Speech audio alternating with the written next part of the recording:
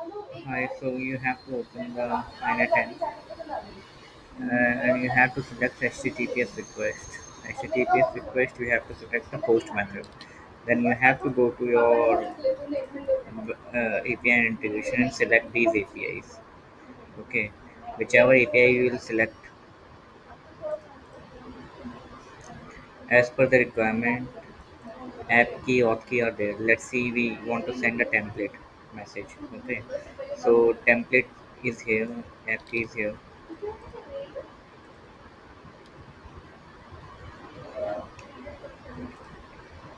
So you have to post the web URL here. This one, post it here. Authentication will be done none, and send body will be form data. Okay, in the form data you will have to put in the app name, app key as here. Value of the app key G is inverted comma. Then you have to add another and select this,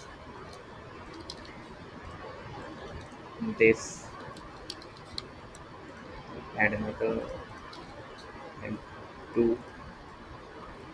Two is the receiver number. Here you can add the data or you can map from the.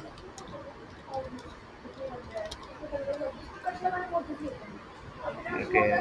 Third one is the template ID. You have whichever template you want to send, put in the template ID here. You will find the template ID here. Whichever template you have saved so far, each have a template ID. Okay. So just select this and template ID is here. Okay.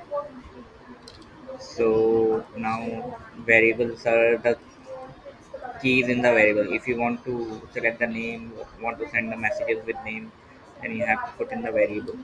And variable should be in the template also. Then only it will work.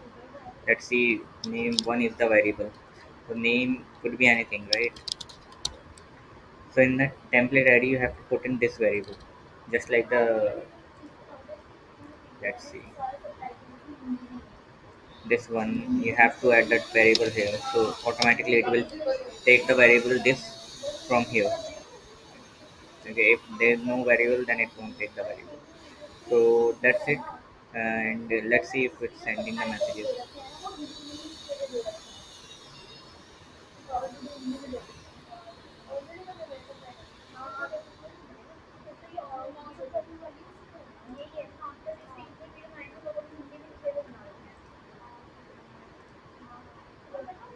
So status code came 200 status successfully. Let's see which message it has been sent. This message has been sent so far, just right now. Okay, in the group also it will show you in the reports. See, from API.